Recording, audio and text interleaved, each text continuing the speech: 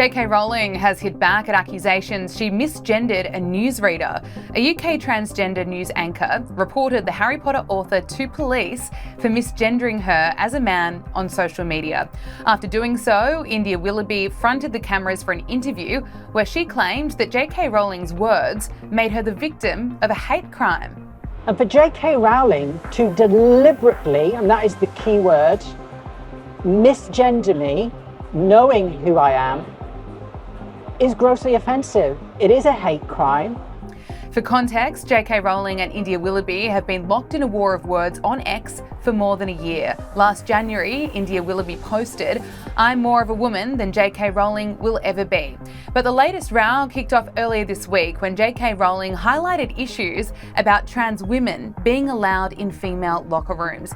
And JK Rowling has responded to India's claims, arguing that free speech is protected under British law. And she went on to say that if she was to be contacted by police, she would explain that, in my view, India is a classic example of the male narcissist who lives in a state of perpetual rage that he can't compel women to take him at his own valuation. Well, look, if you want to identify as a woman, that's on you, but when you're coming for women like JK Rowling and trying to take away their rights, trying to charge her with a hate crime, JK Rowling is one of the UK's biggest philanthropists. She's an incredible activist, an advocate for so many people, kids, women, and it's just so wrong for India Willoughby to play victim. Yes, there are real victims of transphobia in countries and in places in the Middle East where they can get thrown off buildings, they can get stoned to death. These are real victims of transphobia, but this country, majority of people like JK Rowling don't care how you identify, as long as you don't come and try and take away their rights. And sadly, India and radical trans activists are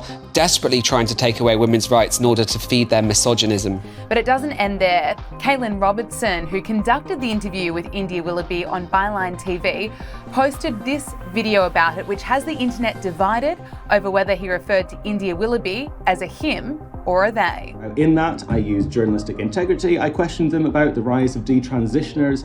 I questioned them about some of the darker side of the trans community and some of the issues that women have raised and cis women have raised in terms of their safe spaces. The Harry Potter author posted on X, "Extraordinary, India's interviewer calls India him twice. The police are going to be very busy." To which he responded, "Clearly, I did not call India a him." Recently, Sky News host James McPherson argued that if you stand up to the woke, eventually you win. Well, Harry Potter author JK Rowling and Ricky Gervais have proved that if you stand up to the woke, eventually you win. JK Rowling's book sales went from $7 million to $11.9 million worth last year. This despite the fact she was attacked by trans activists because she said that women deserve their own private spaces. As for Ricky Gervais, well, he's just won Best Stand-Up Comedy Series at the Golden Globes. Have a listen to that latest series. Here he is. Well, I am woke now, and I can prove it. Here you go. I love illegal immigrants. Yeah, sue me now. Sometimes I go down to Dover for the day, right? And I look out, right? I look for a boat, and I see a dinghy with about 60 of them, and I go over here, like, right? And I pull them into shore, and I go, women and children first. They go, there are no women and children. Just you lads, is it? Just come on, lads. Come on, lads. There you go. He is absolutely hilarious. I love that this man has still not been cancelled. He said worse before. At the last awards ceremony that he hosted, he was picking on Epstein and how he didn't kill himself.